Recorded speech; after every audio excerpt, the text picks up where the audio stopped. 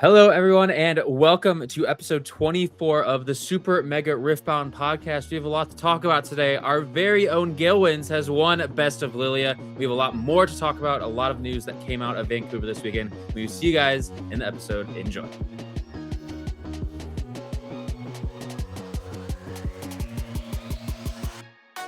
Welcome in, guys. We've got a super exciting episode for you today. We got a recap of all of the events that are happening, just like Teddy said in the intro. But first and foremost, we've got something to do. Rain down the confetti. We've got a best of winner in the house.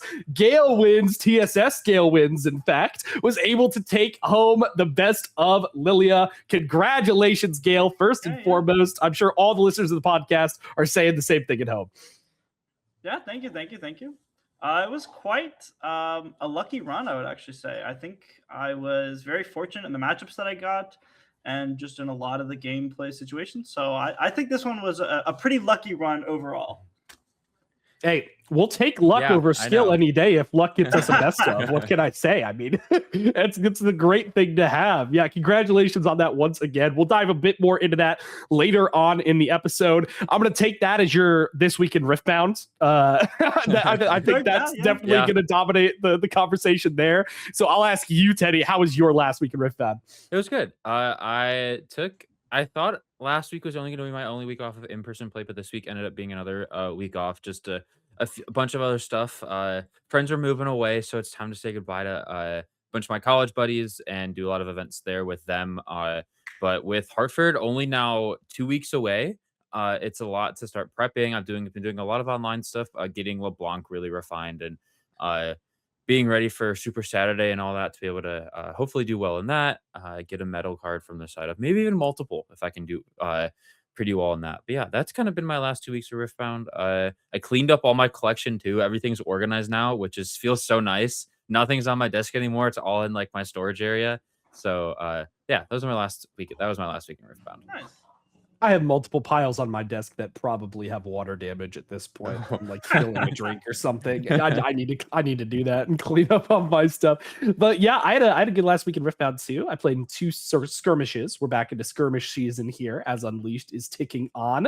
The meta is really, really nice. I think it's in a good place, especially like removed from an RCQ, where at an RCQ, you're going to see a lot more diverse meta because people are going for best ofs, especially in the early rounds of the tournament. But at the skirmishes, you don't see that. You are seeing like the decks that people think could win this event, which is very fun. It's cool to have kind of 2 different distinct metas for different kind of levels of competitive event. I like that a lot. And I did fairly well at both my skirmishes. I got top 8 at the first one, and then I had to leave to go to work. Unfortunately, top 8, it took a bit too long. So I made top 8, and then I had to dip immediately, but I got my Rengar promo. Nice. So that's an important one. And then I got 3rd at the one I did a couple days ago. Ended up having really good matchups in that one. I played Diana at both events. I ended up losing to Sam D. Sherman's Rengar deck piloted by Ghoul Digger at the one that I did most recently. Ghoul Digger, for those who know about our area, is a phenomenal player in the area. I would say probably the person who grinds the most in-person events in our area. He goes to like absolutely everything. It's crazy. Everything you can be at, Chaz is there. Great job to him. He played super well. I believe he took down the event as well. And it was a great time. So I've got 2 of my Rengars. I need playing in a couple more skirmishes. Hopefully I can top 8 one of those, get my play set, and then be good to go. So very good last week in Riftbound. Super fun. Yeah, awesome. Well, enough of that. It's time to talk best of Lillia. If you guys haven't watched, Ghael put out a video kind of explaining his entire run, so that will be linked down below. You can go watch that for more intricate details. But Ghael, for those who maybe haven't watched that or want a little more thoughts behind just the event in your list, you want to take it away? Yeah, so this was my list for Lillia. It is very different from the one that we saw from Vancouver, which was Duncan's. You mean Sydney? In that list, he was much more focused on unchecked power as a game closer, including 3 of that card and including Tasty Fae folks just to help get to that point in the game. Whereas I have opted for a much more aggressive plan where that is my primary, is being aggressive and tricking out throughout the game, and using a card like Riptide Rex as our main sort of mid-range tool to be able to deal with threats that might occur from decks like Yi, and of course the ever-present Vex Apathetic that, in theory, should shut down Lillia. But with Rex, that's really the main difference for my list versus other Lillias, is the inclusion of the Rex. Janna also is a card that's not seen much play in other Lillias, but is a star player in mine, being able to stop pushes from some of the bigger, taller decks, which is really something that Lillia can struggle into. So Janna is great for that. That came out great in your stream match in round 1. Yeah. She was a star player there, and I love her very much. The flavor text for her made me feel like I just had to run her anyway, because she says GhaelWinds Unleashed. I'm like, oh, look, it's prophecy, you know? So I find that really fun. The biggest thing also that I found for this deck list was that Watcher did not feel as good as I thought it would. Eli split finally. Let's go, bro. Oh my gosh, I hate that card. Everyone knows I hate that card. Crusade against Watcher. That was the card that I swapped out late night. It was like the night of the event, and I'm like, I do not want the second Watcher inside. I don't want him inside. I don't want it. What do I want? It just doesn't do anything. I'm with you completely. Was that where the Sprite Queen came in? That's where the Sprite Queen came from. Yeah. And I was like, we do need, like, it has to be a unit, because we can't go down on units, because the deck just doesn't have enough units. So it has to be a unit. It has to be a card that's like going to do something good into the top decks. And I would like it to just be a development piece that I can put down on the board, because like most of the time I'm playing Watcher raw. It's Roger. Yeah. And I'm like, okay, well, you know what's basically that? That's basically Sprite Queen. She's like basically putting down raw Watcher. And she actually ended up winning me a game because she was able to get me to 6 while also developing like 9 might in base for the following turn. That was against an Irelia, so she was a star player there. The biggest thing about the list that I would probably change post the event is I talked to Rian, who was the second of Lillia and member of the Team Aspirant, which is Sam Sherman's team. And I think I convinced him to Rex, and he convinced me to Brutalizer over Heart. Yeah, for sure. Just because there's a lot of game states where I just have infinite runes anyway, and like I'm not really using much for it, that the Brutalizer can make a lot of sense, so long as you're being very cognizant of when you're using it and how you're using it. So I think if I were to redo it, I'd probably have a Brutalizer over that slot. But other than that, I think this Lillia list is the one you want to be playing. Yeah. I would not want to change the ratios on anything, or the game plans, or the one of little tech pieces to help you close out games. Yeah. I think oh, please, Teddy. I think I love the list. The one thing actually I will say, I agree. I have been playing Watcher in LeBlanc, and just to have like a closeout piece, it's what Challenger's running as well. But it's just like, it feels so awful to flip off of hook sometimes. And it's like, it's what I find myself also siding out a lot. It's like, I don't even want it in the deck. So like, Eli, you may have won this argument over both of us that Watcher may now be a bad card. I don't think it's a bad card. I would not go that far. I think that there is in prior sets, there was zero argument to not run Watcher. I think there are now good arguments to not run Watcher or to run reduced amounts of Watcher. Yeah. I think most lists that I've seen have been on 1 Watcher, and I think that is a good ratio to be on, because it is still present in your deck. Your opponent sees it. They're still going to have to play around it. Yep. But you don't have to actually just draw that card constantly. So yeah. I think that's kind of how we've moved forward. I will say the thing, Ghael, that I really like about your list is that I've kind of gotten to see the evolution of it like over time. Because I would prod you and like ask you for your list every so often, from the one that you were originally playing all the way to this. And I think that it's really cool to see these tech pieces kind of creep into it that weren't there prior, that kind of like adapted to the meta. Like the one of Disarming Rake in the main, I think is a very good call. I think that card is amazing. I am glad that you put the 1 unchecked power, because I know there was a while where you weren't on any unchecked power. I think the 1 unchecked power is kind of good for the same reason 1 Watcher is good, of just like the opponent has to play around it. You know what I mean? If they don't play around it, you're going to blow them out. So that feels good. But yeah, I like the rest of the deck. I think it looks really, really solid. Congratulations to you. I did have one question that I saw online, actually. It's not even a question from me. What is the reasoning behind the 2-drop slot being Stalwart Poro over some of the other 2 drops that you could have run? There are 5 2-drop. You can run whatever 2-drop. It kind of doesn't change that much. The EV difference is very, very low. Okay. The other contentions are Lonely Poro, Plundering Poro, and Petal Pixie. These are the other 3 that are next in line. And the thing about Stalwart Poro is that he doesn't allow the opponent to trade their 2 in with your 2.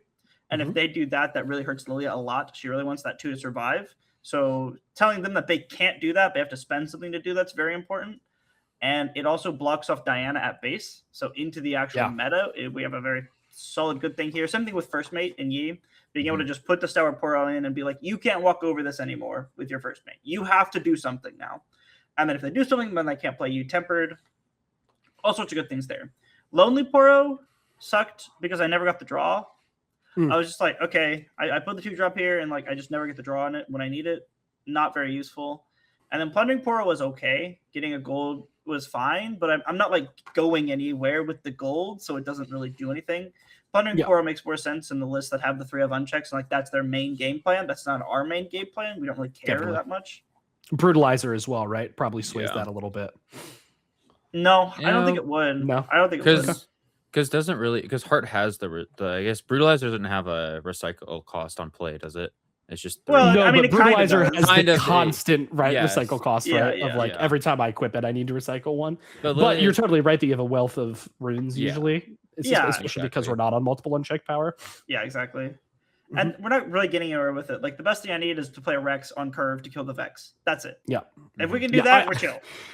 Yeah, Rex is so everyone cut Rex from Victor too, and I'm still playing Rex and Victor, and I'm just like, man, that card is so good. Card. Every time I resolve that card is so good. Like I don't know, man. It's just kind of nuts into a lot of things. Petal Pixie was your other option. What's the reason for not putting Petal Pixie in? Petal Pixie is a 3 attacking. That's pretty good. Sprite Burst plus Petal Pixie trades with an Elder Dragon. That's really important. Just being able to have that potential for your 2-drop to go that high is pretty good. The problem is she doesn't do anything on defense, which is really what we need the 2-drops for, because they're not going to punch into things generally. They're going to hold into things. So Petal Pixie sort of lagged behind there. If we ever have to punch into more things, I think Petal Pixie can go up. Like Petal Pixie might actually help the matchup into Yi, for example, because strangely, we can't actually be the defender in that matchup. It's really cringe. I hate this matchup. We have to actually attack into Yi for this matchup, which is not a game plan that I've ever decided to do with a deck into Yi. Just like I just have to as Lillia. It's pretty unfortunate. Victor felt the same into Yi set 1, where it's like, man, my sprites suck in this matchup, bro. Yeah. Like I have to maneuver to like find attack angles instead of defense angles. Like exactly. So Petal Pixie could help in that matchup, but it ended up we do Stalwart just because it's the best one on defense. Yeah, makes sense. Appreciate the insight on that for sure. Congratulations again before we move on. That is, I can't understate how huge it is, right? Because that is 2 now best of cards that you've won. You won Yasuo, obviously, at our first regional that we had in Houston. And now in Vancouver, we've won Lillia. Good job. One more, and you have a minimum wage job for the year. There you go. Exactly. That's what I'm saying. Yeah, that's what I'm saying. That's all you got to do. Do you have it with you, Ghael? No, I do not. I've passed it off to Rob already. Gotcha. Yeah. It was gorgeous. So you are using Rob again. Good. I'm glad that experience was good the first time. For those who do not know, we're referring to Robert Stanley, who is a dealer, for lack of a better term, for all of the best of cards. Broker. There we go. A broker for all of the best of cards from the top players. And pretty much everyone trusts him. He is very well known in this space. Came, I believe, from Magic the Gathering background. And is very trusted. So a lot of the people who win the best ofs use him as a broker to middleman these transactions. If you win a best of, I would highly recommend you do the same thing, unless you are very knowledgeable on the space and can find these higher end clients. Yeah. He also has a whole website that has like all his information, all his past sales, like ones he current has. Yes, Best of Rift, correct? Yep. That what you said? Okay, yeah, go there. But check them all out. The interesting thing about the best ofs this time is that they all seem to have like a sparkle in their eye, where they would all like glint iridescently in their eyes. It has like that like anime like sparkle eye thing. You know what I'm talking about? Oh yeah, all of them did. That's well, they leaned into more of the anime like aesthetic for this set, right? Like the Unleashed set. So maybe they did that intentionally. That's interesting. Was that even like for the set 1 Legends, or was that just set 3? I didn't notice it if it was, but I noticed it very heavily on the Lillia one, where like her eyes just completely sparkle. Like my wife, that's looks like so she had interesting heterochromia on it. That's cool. the Lillia one in particular had like foiling through her sensor, which is her little staff is a sensor. It's like an incense thing basically. And it had like the foiling through the hollow part of it, which was very cool. It was a very gorgeous card. It was one of my favorite best ofs I've seen. My top favorite best of I've seen is the Lux. I love the Lux one. The Lux one's gorgeous. The way that the staff shines on it in the bottom left corner. Oh, love that card. Yeah. I was staring at that one in Vegas through the case. It just looked so good. It's just like a kid pressed up to a big window. Literally, like the candies on the other side. You're just like big eyes. I didn't have the moment with the Yasuo one where I'm like, wow, this is a nice looking card. Maybe because I was too distracted. But looking at the Lillia one, I was like, wow, this one's like really pretty. So Ghael, is yellow purple best of in your future now? Yeah, I don't get because you're not playing in Hartford. No, won't be in Hartford. This will be my last RQ for set 3. And then the next one will be when I win best of for yellow purple. There you go. Okay, so we're already locked in for yellow purple. I love it. You heard it here first. He's been locked in yellow purple. I told my team I wouldn't play a bad deck, and there's no possible way that yellow purple's a bad deck. No, I think you could literally print a legend with a negative in that color combination. And that's what I'm saying. I think I could have won this RQ right now with yellow purple. Without playing a legend. It is very difficult to make that color combo bad. It's just like, oh, let's give the color that has everything also access to a bunch of hard removal. That sounds like a great idea. Ghael, you know this. You probably know this. If you flip a Nocturne off of hook, can you play that? Yeah. Okay. Yeah. It's revealed. Maybe that's not what the ruling I saw. You have to you see it in hand. You see it, whatever the terminology is on it. Yeah. Yeah. You look at it. Nocturne on the card specifies what he needs to activate, I believe. Yeah. And then the You just card need to will look at coincide. Yeah. As long as you look at it. Yeah. You look or at your it opponent and don't draw it. Yeah, because if you draw it, you're done for. Okay. Anyway, moving on from this segment. Congratulations once again. Absolutely huge. Go and watch Ghael's video on the topic if you are all interested in the best of Lillia journey. But that's not all that we've got coming your way from Vancouver. We're also going to be looking at the meta game and what the breakdown was. Top 3 spots. I don't think anyone was too surprised. Well, I should do the top 5. The top 5 is fairly interesting here. Aurelia taking the number 1 spot. LeBlanc coming in number 2. Diana, number 3. Master Yi, Wuju Blades, I think it is. Proving Grounds Yi coming in at 4. And then Sivir coming in at 5. I think all of those slots are legends that people expected were going to be there. This was like our top 5 on our tier list last week. Yep. I believe. Yep, pretty much. I think we had Annie next, but yeah. And we had Ezreal in A as well, which was just a little bit down the list as well. Yeah, I think this top 5 is very cemented as like these are the 5 decks that we're playing around. These are the top 5 decks that decks are built around. Yeah, I would agree completely.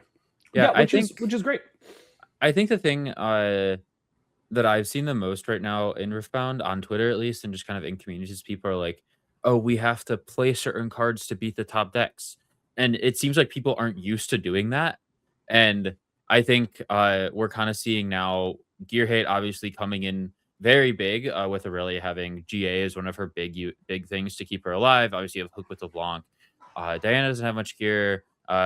He can have some gear, and then Sivir obviously having Aurora and all of that.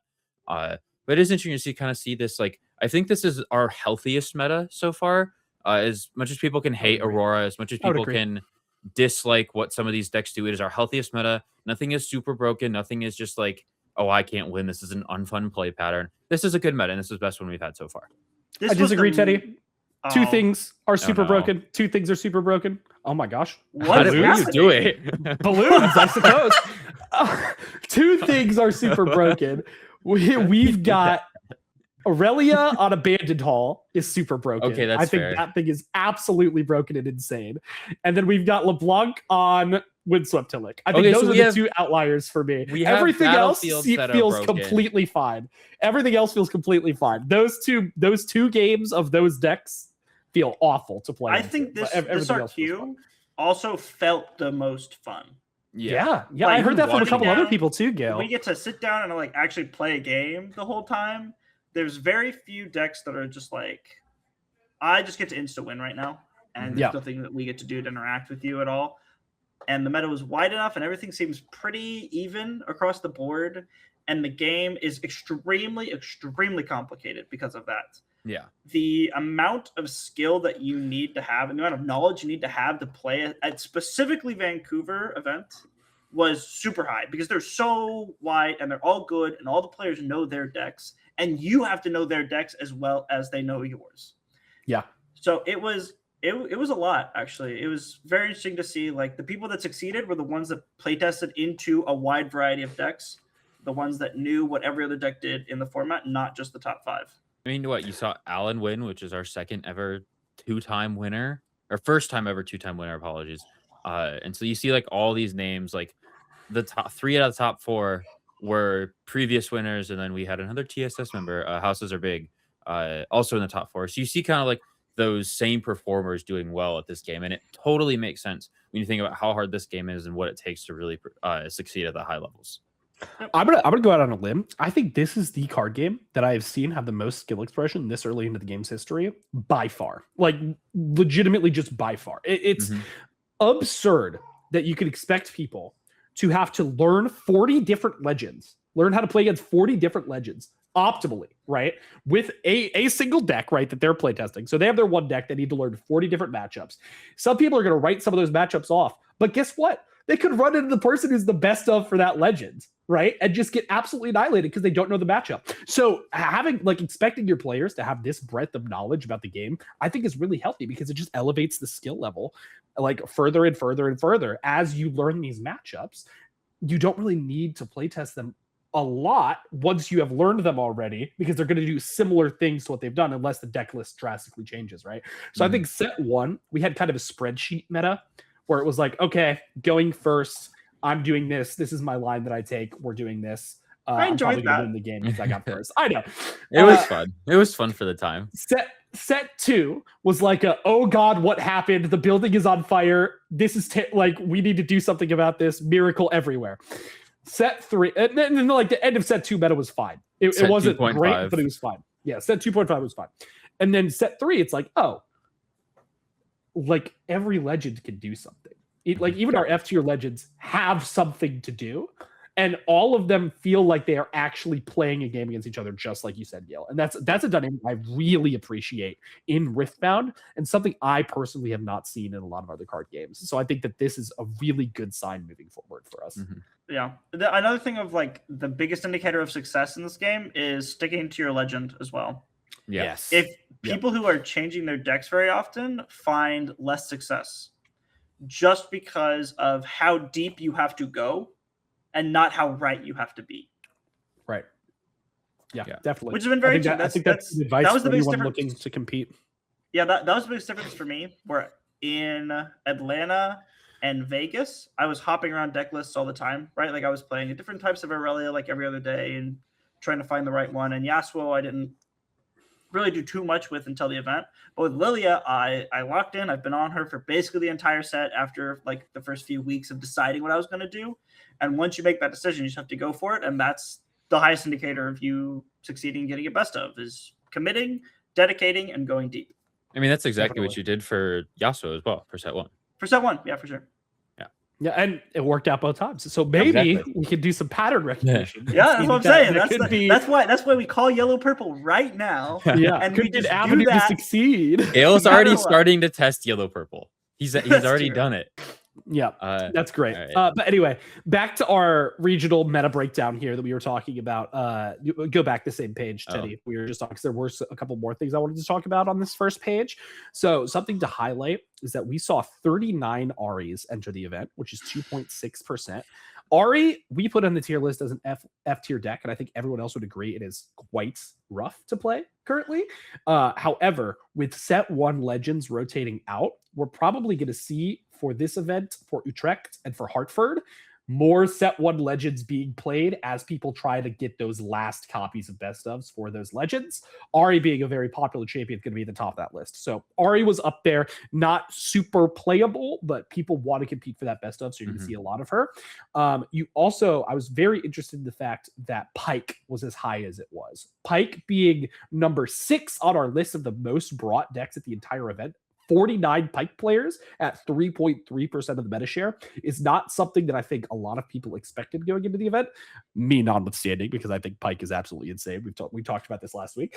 I think Pike is crazy, but there was not a lot of people prepared for Pike coming into this event, I think, especially in the first couple of rounds that you had to play against it. I think people were more prepared as you got later into the tournament, but we saw some crazy Pike plays on stream and some really good Pike players get pretty far with that champion. So something to highlight for sure. Yeah. All right. Moving Next on. page. Yep. Oh, Your look, favorite part, Ghael? Jax at the bottom. Oh, I do want to. We have our bottom 5 are Jax, Lee Sin, Jinx, Renata, Volibear. That's the bottom 5. And of those 5, I want to shout out the Renata deck for having like Z Drive in it. Yeah, it was Which is a cool. crazy card to put in your deck in Aurora meta where everyone is main decking Gear Hate. Crazy decision. But what I heard that they were doing was they were playing Ashe and then using the Z Drive to bring back Ashes to keep removing cards from the opponent's hand. So they were playing like ye old mid-range Sivir in Renata, which was interesting. Yep. Doing a bit of the Ezreal discard shenanigans. Right. In Renata yellow blue, instead. like, okay. So that was a really interesting deck list to see. That one got best of was pretty funny to look at and imagine that Very one cool. in play. Yeah. I think something we have to shout out, and this opening this box is going to open a lot more boxes. But Lee Sin, we had a Lee Sin start the day 6-0. 6-0 coming off of a very interesting thing that happened. For those who didn't know, in round 6, Lee Sin was up against an Aurelia. He did end up winning best of Lee Sin as well. He's up against an Aurelia. He moves in game 3, close to the end of the game, he moves his Scuttle Crab into a battlefield with a unit, just to basically say, okay, what do you have in your hand? What do I have to go around? It was a really good hand. They really had like a back off, a defiant dance, some other good combat tricks. And then the Lee Sin player takes about a minute to think about his next action. He moves in a first mate that had a gear on it that would go over this Aurelia if nothing happened. And the Aurelia player, notably, when they revealed their hand, there was not a discipline in it. And then they play a discipline out of nowhere. So, as you guys probably have seen, it was caught as a cheating allegation. This player was, the round result was reversed, and then he was DQ'd from the tournament. And so, more or not, we want to bring up the fact that Riot is willing to just plainly DQ and just do this, and it was a great response from them. Obviously, people figured it out very quickly. If I'm not mistaken, there was like 40 minutes of extra time in the round for them trying to figure this out. So I just want to pose this question to you guys. Obviously, this is our first ever cheater caught on camera, and something has actually been like done for it. And we've seen like a very quick reaction to it. This was a good thing for the game. The good thing for the game, like that Riot is willing to do this on such quick notice. Yep. I think you're going to have some divisive opinions on this one. I think that it makes perfect sense, the response that was given, and I think that it was the correct response. But I do want to highlight the fact that I think that people are going way too hard on all of this stuff online, Yeah. right? So it's like the smallest thing happens on stream and people immediately jump to nuclear catastrophe has occurred in my card game. Yeah. Like legitimately, like there's a Reddit post within like 6 minutes of the game and of every feature match. It's not even every single feature match. There was someone being called for angle shooting or cheating or what, every single one, and it was so noxious. Yeah, I'm also in that camp, Ghael, that I think that it's going a bit too far. You need to have like situations that occur like this, right? Where it is clearly cheating. Like I don't think that there is an argument against it. If anyone is interested, you can go and check out Pleasant Kenobi's video on it. Pleasant Kenobi, a Magic content creator that covers Magic cheating scandals, that made a video on our Riftbound one for this event.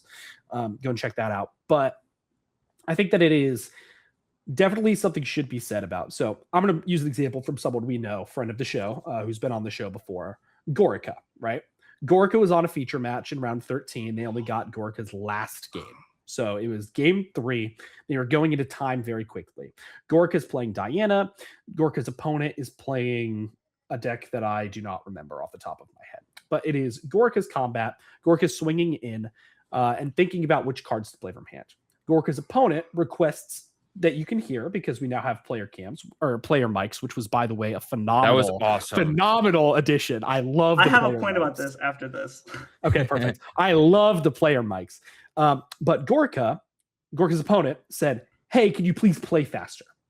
Like we need to speed up because we're going into time." And so Gorka visibly gets flustered by that, right? Which, like, you're going into time. This is a big decision. This combat decides the game.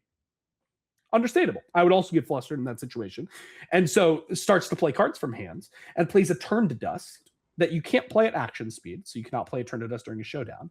But I think that this is a genuine mistake, right? Because Diana right now, including Gorka's deck list, are main decking acceptable losses. So all day, you've been playing acceptable losses in showdowns to give your Raven Bloom student +1 and kill a gear. So, and Turn to Dust, I think specifically at Gorka's list, was a sideboard card, not a main board card. So it was brought in for the matchup. I think that literally, like, the opponent asked him to speed up, went through it super fast, was moving very quickly. And then as soon as the game ends, there's like everyone freaking out about it. And I'm like, guys, like, let's just take a step back and think about it for a second. Like, think critically about it. I don't think that this was intentional. And even if you think it was intentional, let the judges figure it out, right? Before you go crusade against somebody that you don't actually know the full situation behind. So that was a little bit of a soapbox, but that kind of rubbed me the wrong way. And it's why I think that this cheating situation was good that it was handled this way by Riot, but I'm really hoping that we can kind of calm on it as a community and not just pitchfork everybody that is on a feature match. Nobody's going to want to go on a feature match if that's the case, right? Like, and what was your point before? Can I add one more thing on that before Ghael, you talk? I think something that I saw that was great after it is Gorka posted this a long thread on Twitter, a long post about it, apologizing, and everyone was super receptive to it. Even his opponent quote tweeted and said, "I take no, like, there's no, like, I'm trying to find the best word for this, ill will towards him." It was like, it was a mutual understanding. They understood it was the last round of the tournament. A lot was on the line. And so they understood, and nothing like came of it. And now obviously we're talking about here for an example, but no one cares a few days after the event. So yeah, Liquid Frozen is his opponent. Very good Hearthstone player. Very, very good Hearthstone player that actually reactivated his Twitter account to defend Gorka in this situation. So that's Liquid Frozen. I will say that the Lee Sin player, Terry, I was talking to him doing our best of stuff, and he didn't believe that his opponent had cheated. He totally thought that it was a completely, like, benign mistake that happened. Yep. So I will say there's always like this bit of like, how much do intentions actually matter? Obviously, the definition of cheating in this game does require malicious intent somehow. But that being said, I think like the action Turn to Dust thing is a big problem. I think there should be some sort of consequence that would have happened because of that. Even if it was a benign mistake, not meant to be cheating, I still don't think we should allow things like that to happen. I don't know if that should be like a post-match game loss or something like that. But I do think there is some level of those mistakes that are unacceptable that we should agree are unacceptable across the board, regardless of the intent. Because even if that Irelia player, like if we have the same thought with Gorka, where it's like, yeah, I know this guy's a good guy. I know he doesn't meaningfully cheat. Yet he did. We can say the same thing about that Irelia player from the eyes of the Lee Sin. It's just that the Irelia player doesn't have people who know them as much like we do Gorka, right? I definitely respect the like personal side of it, right? Like I 100% have a bias in this situation, even if it's not like a willing bias, for sure. Just because I know one of the people that's involved, right? I do think, however, when you're looking at context behind things, context is also important. The judges did a 40-minute investigation and decided to DQ the player, right? For sure. So they had to find malicious intent in order to do that per the rules document or Yep. per the policy document. Yeah. They had to find some kind of malicious intent to be able to do that. So with that DQ coming through, that leans me more toward the side of it was cheating, right? Sure. Whereas in the situation where Gorka played the turn to dust, it was not investigated by the judge staff, or at least not outwardly investigated by the judge staff. Nothing came of an investigation if there was one.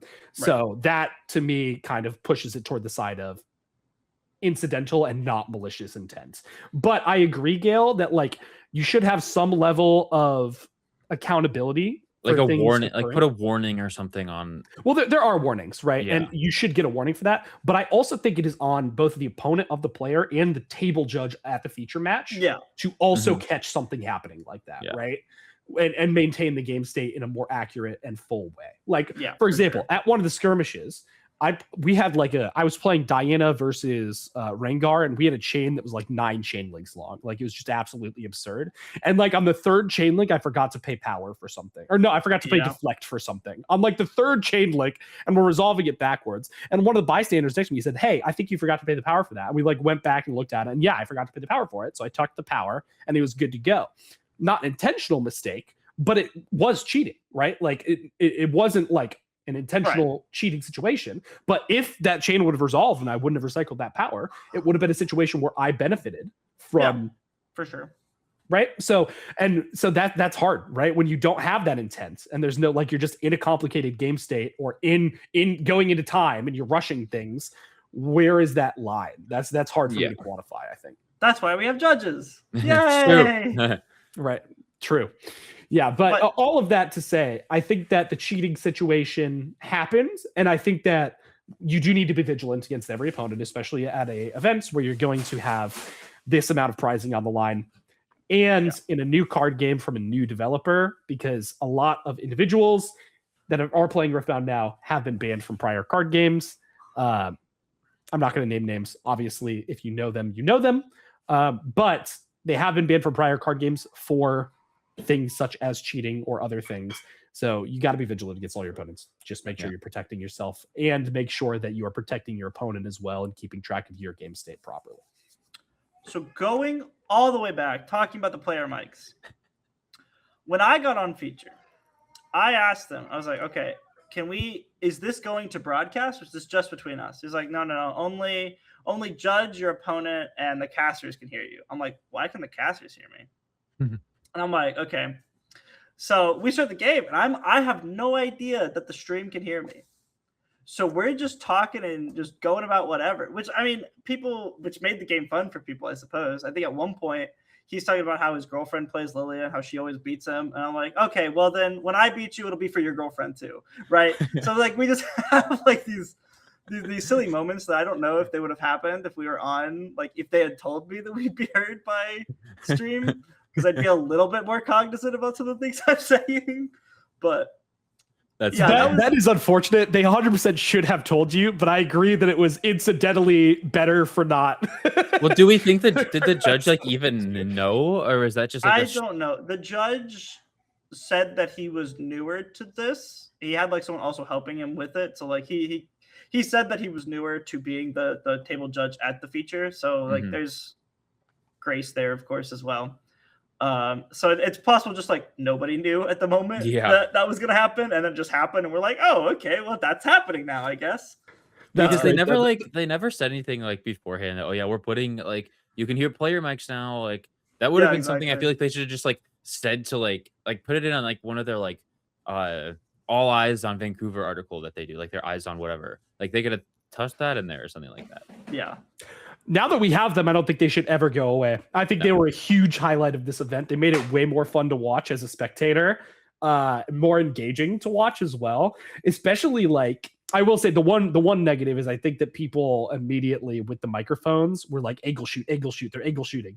But I think that will go away with time, just as we like develop as a competitive scene. And I think that the mics were awesome. I really enjoyed hearing player insights.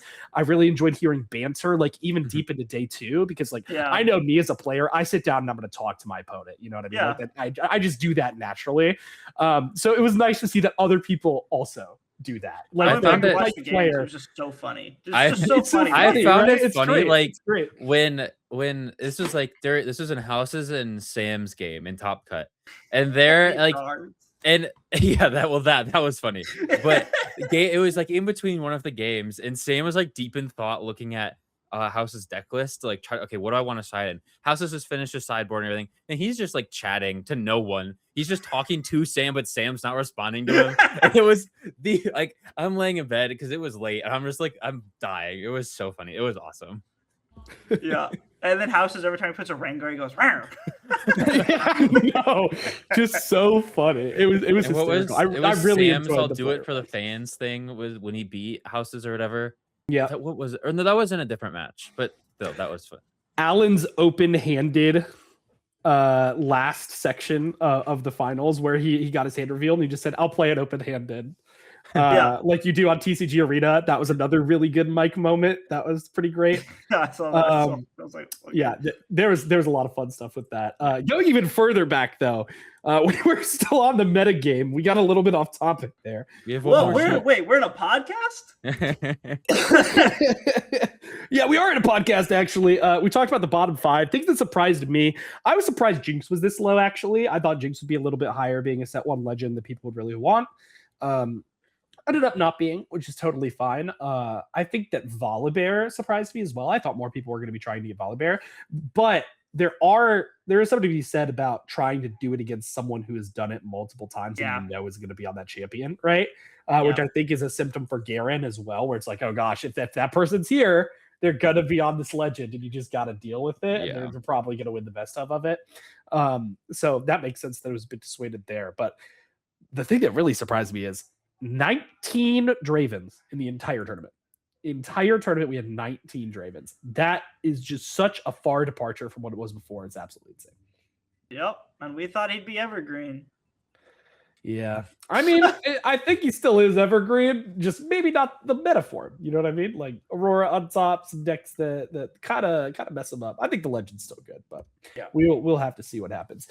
Something I wanted to note though with our tier list, Victor ended up actually doing really well this event.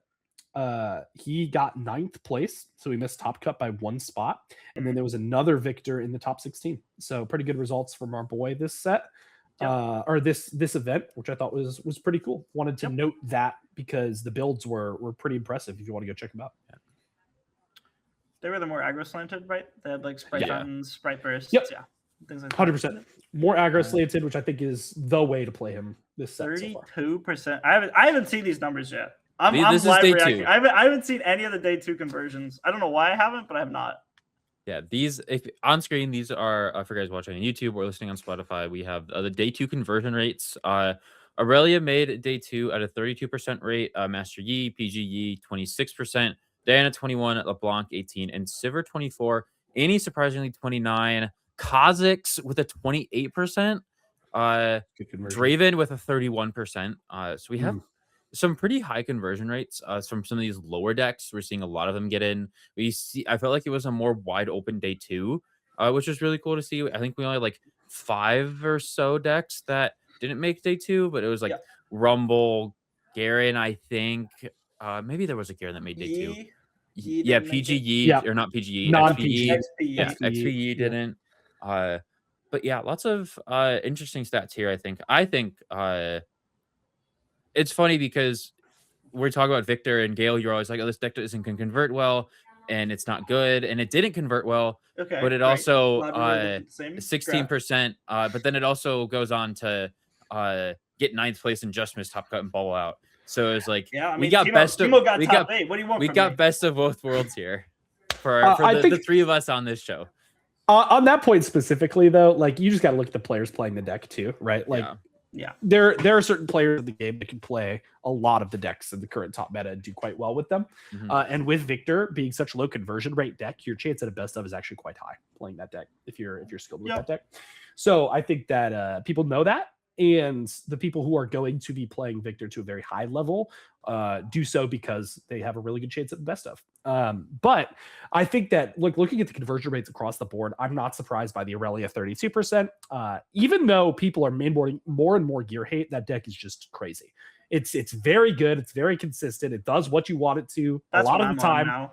That's what I'm playing for the rest of set 3. I'm just going back to Aurelia. There you go. It's just it does. Ghael what you got want so it to tired do. of blue. Ghael got so tired of Bro, blue. I cannot tell. People are like, "Oh, are you gonna stick to Lillia?" Absolutely not. What do you want me to do? This color sucked. This deck sucks. I didn't like it.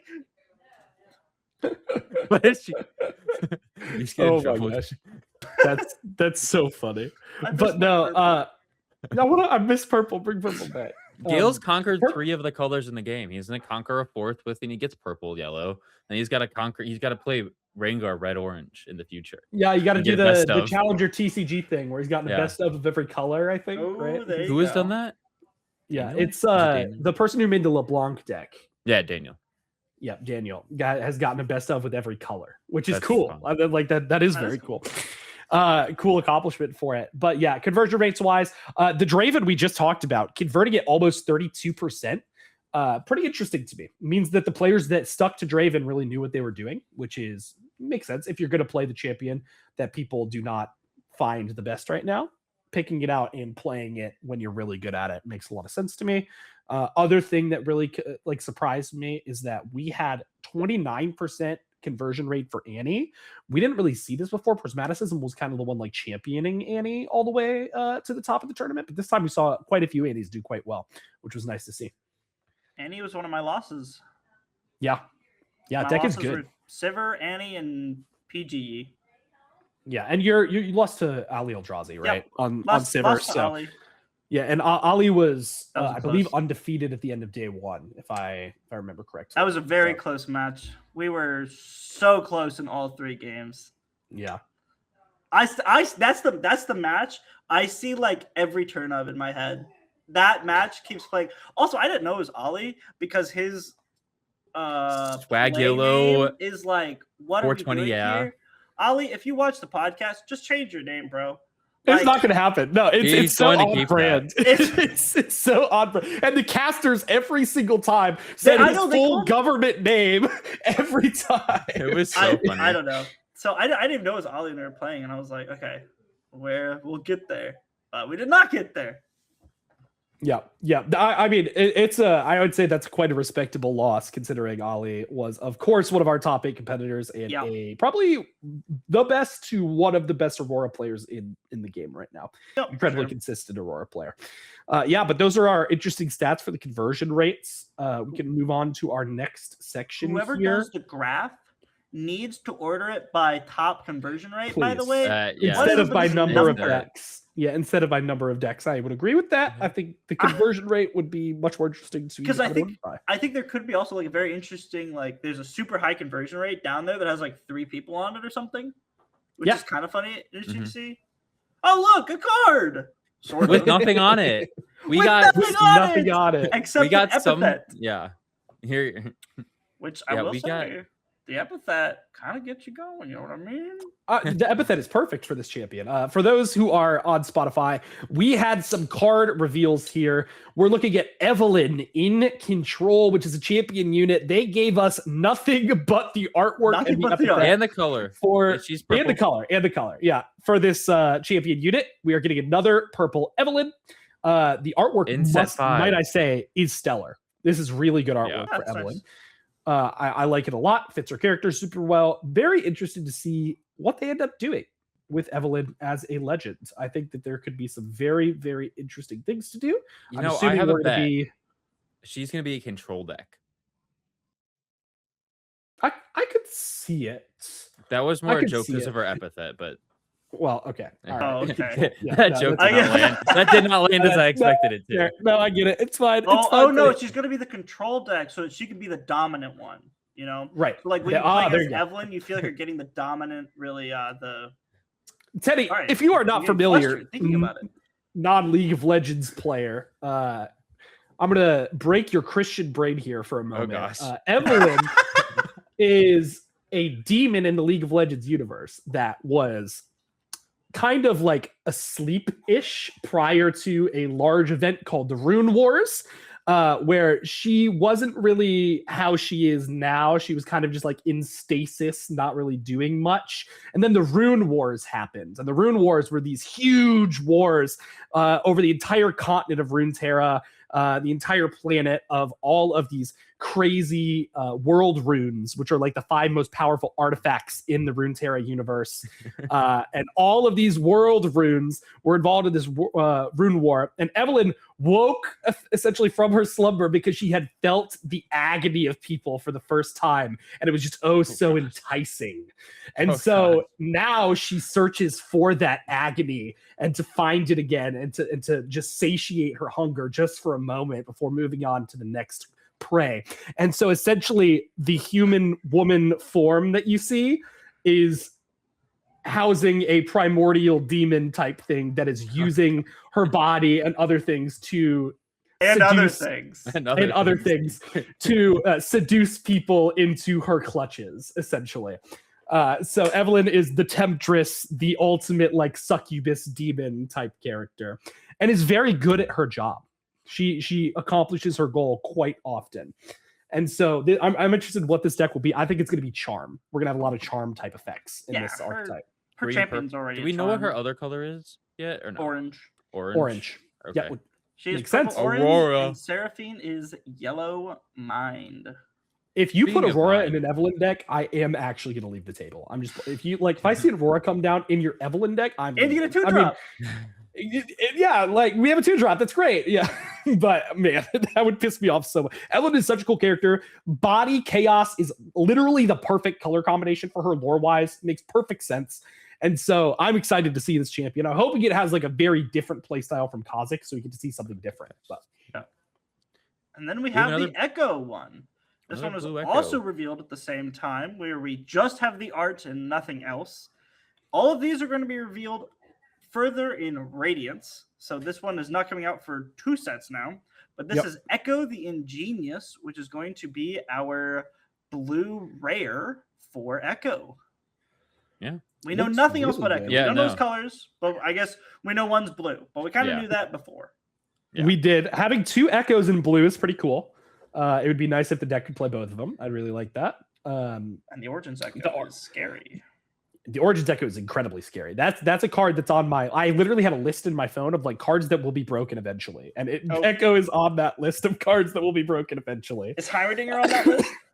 Heimerdinger is very close to that list. He was on the list, and then I took him off of the list because I was like, maybe he's too slow for like how Riftbound operates as a game. But if we ever get a control meta, oh my gosh, he can go absolutely crazy so badly. But I want a control meta, but that might just take forever. Like those games may just take forever. Yeah, we already take a long time in our games. We need a control meta to teach people how to play control faster. That's true. That's true. No, that is true. I think we just need to have like the Growing Pains meta where we have the control meta and we all learn what it means to play control and Riftbound together, and we just go through this awful like little middle stage, and then for the rest of it, we'll be great. Yeah, I played the Infinite Ezreal, where you play like Morbid Return, Cemetery Attendant, Annie, and just like constantly recur your resources at the end of the game. So it's like it's a control deck, right? So you just get to the point of the game where you constantly recur everything, and they can keep killing things, and you always have a Raza on your turn and a bunch of stuff like that, right? Yeah. And it's a control deck. And I finished a match in like 33 minutes, I think, against my opponent, and he was like, I've never seen somebody play that fast on a control deck. And I was like, you just have to play the game. Like, every stack deck doesn't need to take 3 minutes. Like, I should know what I need off my stack deck before casting my stack deck, right? So if I find one of those cards, I'm going to put it in my hand. The game state doesn't change that much. But I think a lot of players that are new to the game, that are trying to play control, or new to card games in general that try to play control, take forever with that kind of archetype of deck. So I agree. I would love a control meta to kind of teach people to kick their ass in gear and get moving on all their game actions and everything. But Echo's cool. This artwork is sick. If you're on Spotify, definitely look it up. Echo Ingenious. It is a phenomenal artwork, direct out of Arcane. Pretty cool card. Yeah. And the last card, we have text. We have Seraphine, not alone. This is the epic for Seraphine. She is What's the color? Mine? No. She's mined yellow, but this Order. one is yellow. Yes, yellow order. That's what it's called. She's a 5 cost for 1 power, 1 might. And it says when you play me or when I become exhausted, play a 1 might recruit unit token to your base. I have +1 for each other exhausted unit here you control. Off the bat, Just you control. yes. Yes, you control. Sorry. But off the bat, I think people are like, "Oh, this card sucks." But Eli, you had an interesting take on what the legend was going to be, or is that you, Ghael? Which one of you is that? I don't remember. Okay, Eli, you wanna enlighten our audience? So I had a cool concept that I thought would be nice for Seraphine. So currently, this Seraphine makes recruit tokens, which is cool. We've already got something that makes recruit tokens a lot in Victor and some other cards that make recruit tokens. So it has some synergy with some of the cards that already exist in this domain for sure. I think that the legend is going to have an effect that makes something like a fan of Seraphine, because Seraphine's lore, right? A singer that started as not a well-known singer became a very well-known singer in Piltover. Yep. So I think it could be cool for the legend to have an ability that says like, when you do X, make an exhausted fan token. That token doesn't untap, and it just doesn't ready, and it just stays exhausted in your base as like a 0 or 1 might recruit, essentially. Probably 0. But it doesn't really matter if it stays exhausted. The only way to unexhaust it would be play a card like First Mate, which isn't available in the colors, or like something that would ready the unit. But I think that could be really cool. So you're constantly stacking things to buff this Seraphine and just make her bigger and bigger. And then your legend could have different effects based on the amount of fans that you have, just like we have for XP right now. If you have 3 XP, do X. The legend could, if you have 3 fans exhausted, do X thing. I think that could be a really cool concept. So I'm excited for this card. I think people are selling it pretty short on the potential of what it does. I think we need to see a lot more of the package before we make a determination on this one. The bigger problem is that this is a Radiance card. I don't care about Radiance. I have 0% care. 1, that does not have yellow purple. 2, that does not have Mel Medarda. 3, that is not the one coming out in a month and a half. That's true. All I was valid pretty points. surprised. I was pretty surprised that they didn't do spoilers for the set that was coming out, and instead we focus more on the Radiance side of things. That was pretty surprising to me. The only thing that I could think of is that they just want to give those to creators, like those spoilers to creators, which I would appreciate, right? I think everyone would appreciate having a card to reveal for a set, especially since we're linking back up with China very shortly, which will be nice. That's the only reason I could really justify, but it could also just be that they had this one, they thought it was cool, they wanted to throw it up, you know what I mean? Like they wanted to throw a pack art up or something like something. Oh yeah, like yeah. Could be a cool, like, yeah, it's interesting for sure. It is an interesting decision. I would have much rather seen a card from the set that's about to come out. I would have rather seen a common from Vendetta. I don't know about all that. Give me a That chance. might have felt even worse. Give me a if chance. you put up Moss Stomper on the page and been like, "This is it," I would have like. But actually, Moss Stomper might have been cool because that'd be the first time we'd see XP. Maybe Moss Stomper would have been hype. That's true. So you can like introduce the XP mechanic or something. But yeah, at least before we had like the runes. We got shown the runes. Oh, true. Unleashed. Yeah, I'm excited. That's what I was expecting. I'm so excited to see these dang runes, the alt runes for the set and for Nexus Night packs. Because now they're going to be doing them different every set, and that's going to be sick. Yeah. Anyways. Oh, speaking of which, real quickly. Yeah, speaking of runes, real quickly. Oh, yeah. Something to note as well from Vancouver that we forgot to talk about is that the prize wall got a new addition that got a lot of people very excited. They're giving out, I believe it's for 15 tickets. It's 15 tickets. Not incorrect. It's 15 tickets. For 15 tickets, you can get a set of 6 of a special rune. It's the Nexus Knight original art, but it looks quite different in person. It has different like a matte foiling finish on it. Yeah, the Nexus Knight ones are a lot shinier, and they're like rainbow foiling. These ones that we got from the prize wall are much more matte finished and are much more flat in that way. Yeah, but it's really cool. Much more subtle and much more, let's say, classic. Yeah, is it kind of like it's like the regular foiling? So instead of the cold foiling that we have on like the regular card packs or the rainbow foiling we have on like the Nexus Knight runes, like this guy right here, that rainbow one. Yeah, it's a little bit more muted foiling, right? From what I can tell. And that's really cool to me. I really like that. And the fact that they give you 6 of each domain is awesome.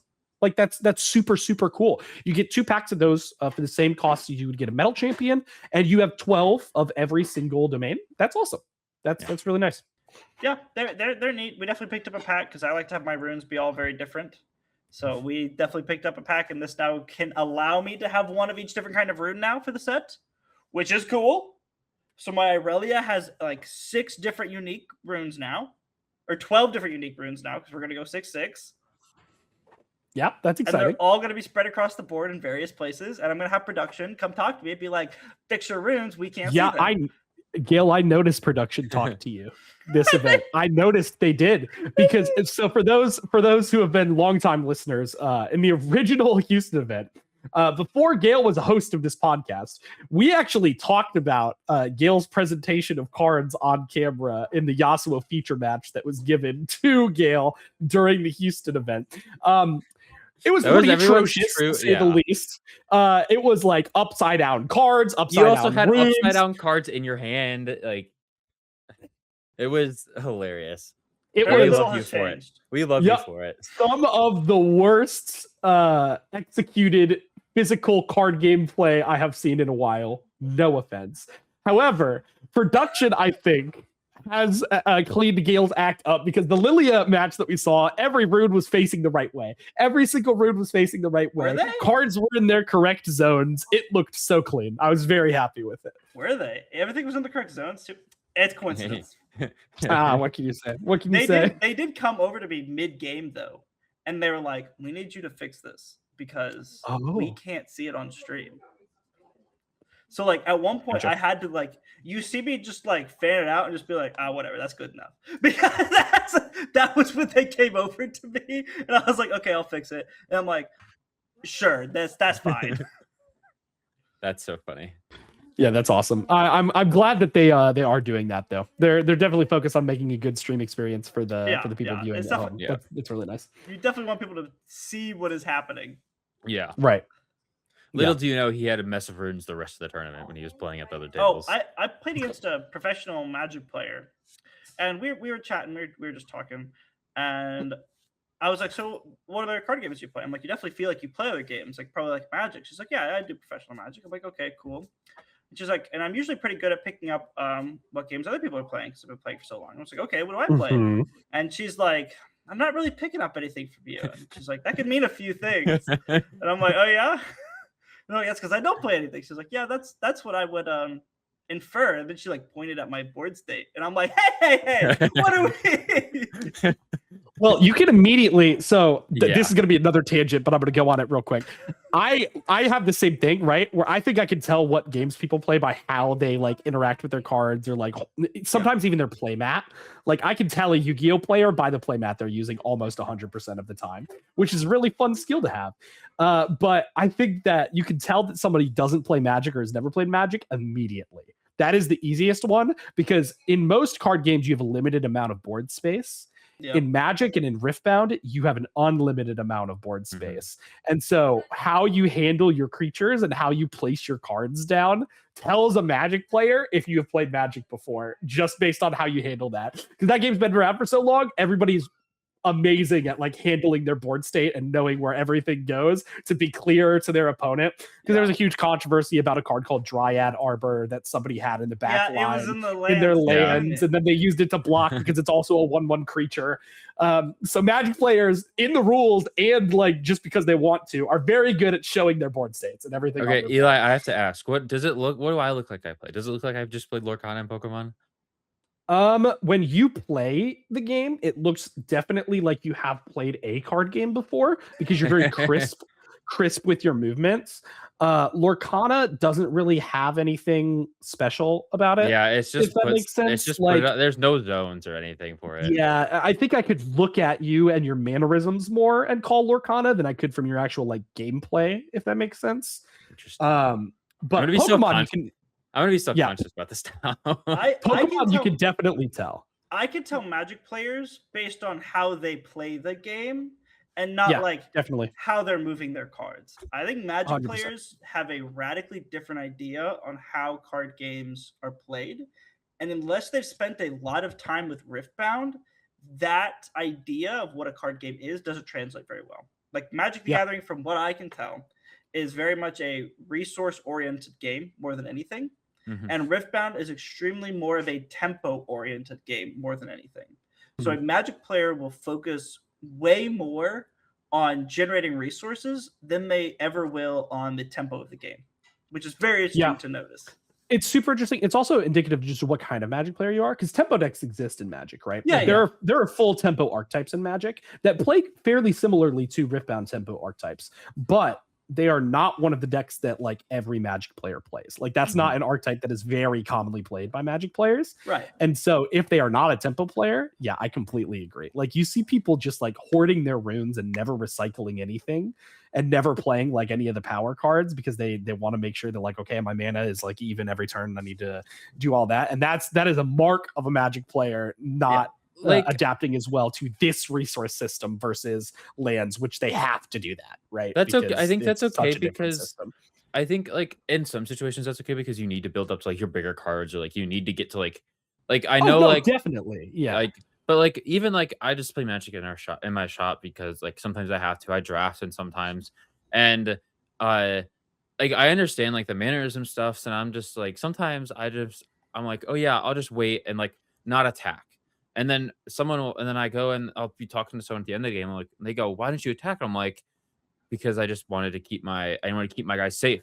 And I think that's the Riftbound in me coming out is the fact that sometimes you don't push up into a battlefield and you want to keep you guys safe for a turn, which is like, it's so interesting to me to see like that type of stuff just translate in my game play when I am playing different games. And then you just look at like, people have been playing so many games for so long, and it's just like it's fun to pick up on that type of stuff.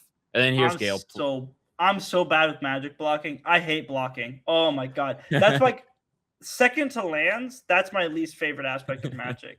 It's a hard system because not a lot of games have a similar thing to blocking. I want to hit you.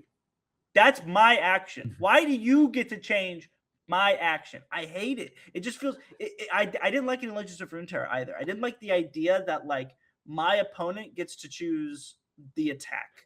I think that's so much defender priority, and I don't like it. I love games. Hearthstone player coming out in you there, Ghael, for sure. Smack him in the face, face hunter him down. It's totally fine. They can't interact with me. It's all good. I do like face hunter.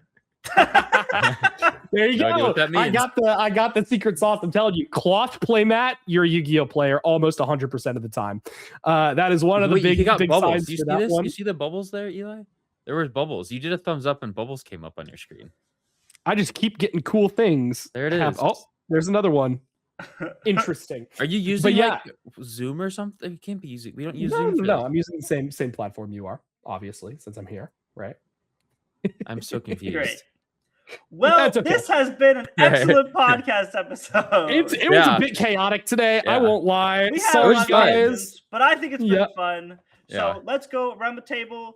Teddy, where can they find you? You can find me at Limited Teddy on Twitter and YouTube. Eli. I'm battle tested TCG pretty much anywhere that you can find me. And I am GhaelWinds with 2 S's on Twitter and GhaelWinds Riftbound on YouTube. And this has been episode 24.